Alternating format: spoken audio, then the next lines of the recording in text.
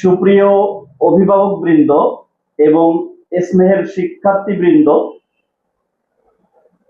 আপনারা আপনাদের জন্য আজকে একটি সুন্দর আলোচনার ব্যবস্থা করা হয়েছে। তো আপনারা অবশ্যই আজকের আলোচনা, যারা শিক্ষার্থী আছেন তারা মনোযোগ সহকারে শুনবেন এবং যারা অভিভাবক আছেন তারাও সে অনুযায়ী আপনাদের সন্তানদেরকে একটু খেয়াল করার চেষ্টা করবেন।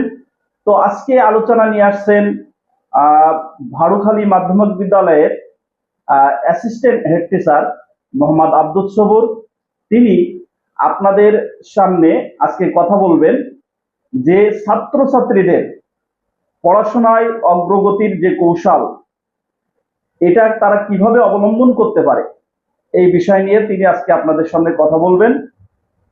তো আমি স্যারকে বলবো, স্যার আপনি শুরু করুন শিক্ষার্থীদের উদ্দেশ্যে এবং অভিভাবকদের উদ্দেশ্যে আপনার যে মতামত আছে সেটা অবশ্যই আপনি এখানে তাদের জানার জন্য, বোঝার জন্য আপনি পেশ করুন।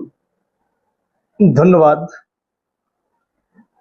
মোল্লা ডেন্টাল কেয়ারের স্বত্বাধিকারী বিশিষ্ট দন্ত চিকিৎসক আমার স্নেহাস্পদ ডাক্তার আরাফাত রহমানকে অত্যন্ত যুগোপযোগী একটা প্রশ্ন করার জন্য। তো যেহেতু আমি শিক্ষকতা করি, সে কারণে একটু আমার পিছনের কথা বলার বিশেষ প্রয়োজন।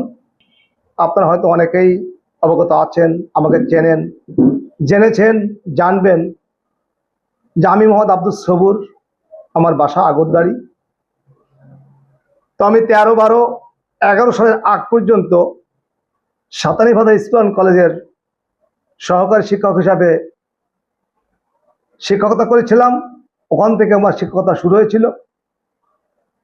তারপরে 13-12-11-এ ভাড়ুখালী মাধ্যমিক বিদ্যালয়ে সহকারী প্রধান শিক্ষক হিসেবে আমি নিয়োগপ্রাপ্ত হই এবং অদ্যাবধি সেখানে আমি কর্মরত আছি।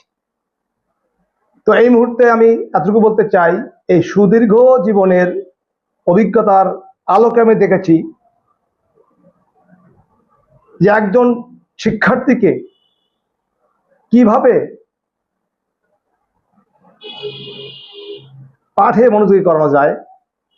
কিছু টেকনিক, কিছু কৌশল অবশ্যই আছে। তো আমি সর্বাগ্রে প্রাধান্য দিতে চাই যে একজন শিক্ষার্থীকে প্রথমে হতে হবে বিদ্যালয়ে নিয়মিত উপস্থিতি নিশ্চিত করা। কারণ একটা ছেলে বা মেয়ে যদি প্রতিদিন শুধু স্কুলে হাজিরা দেয় এবং স্যারের কথা শুধু মনোযোগ সহকারে শোনে, ওই ছেলে বা ওই মেয়ে কখনোই ঝরে পড়তে পারে না বা পরীক্ষায় অকৃতকার্য হতে পারে না। এবার আসি অভিভাবক। বর্তমান প্রেক্ষাপটে অত্যন্ত ভয় হয়, আতঙ্কের মধ্যে আছি যে কিভাবে আমরা আমাদের সন্তানদেরকে পাঠে মনোযোগী করব, বিদ্যালয় নিয়মিত করব। এ ব্যাপারে কিন্তু অভিভাবকরা আমরা দায় এড়াতে পারি না। অভিভাবক যদি মনে করে আমার ছেলেকে বা আমার মেয়েকে আমি স্কুলে পাঠিয়েছি, এবার ওই দায়ভার ওই স্যারদের, এটা ভুল হবে। কেননা অনেক অভিভাবক আছে যে আমি লেখাপড়া জানি না, তাহলে আমি আমার সন্তানদের কিভাবে গাইড দেব। কিন্তু না, আমি বলতে চাই আপনার লেখাপড়া কিছুই জানার দরকার নেই। আপনার সন্তান যখন টেবিলে পড়বে, সেই পড়াটা পরিবেশ তৈরি করে দেওয়া, এবং আপনি শিক্ষিত হন আর অশিক্ষিত হন, ওই সন্তানের পাশে বসে রাত 10টা পর্যন্ত ও কি পড়ে না পড়ে কিছুই আলাদা বোঝার দরকার নেই, আপনি তার পাশে বসে থাকেন।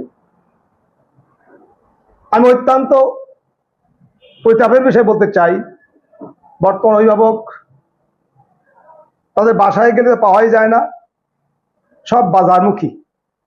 বাজারে যে চায়ের আড্ডা, ক্যারামবোর্ডের আড্ডা, মানে বিভিন্ন আড্ডায় বসে থেকে নিজের সবচাইতে মূল্যবান সম্পদ সন্তানের ভবিষ্যৎ নষ্ট করা হচ্ছে। তাহলে একজন শিক্ষার্থীর সবচাইতে গুরুত্বপূর্ণ বিষয় বিদ্যালয়ে নিয়মিত উপস্থিত হওয়া এবং অভিভাবককে অত্যন্ত সুতীক্ষ্ণ দৃষ্টিতে তার সঙ্গে সঙ্গ দেওয়া, তার পাশে থাকা সবসময়। এবার যেহেতু আমি শিক্ষক, আমিও কোনো দায় আনতে পারি না। আমাদেরও উচিত ওই শিক্ষার্থী যখন স্কুলে আসবে বা আমার ওই ছাত্র স্কুলে আসবে, তখন তার কাছ থেকে নিয়মিত পড়াটা আদায় করে নেওয়া,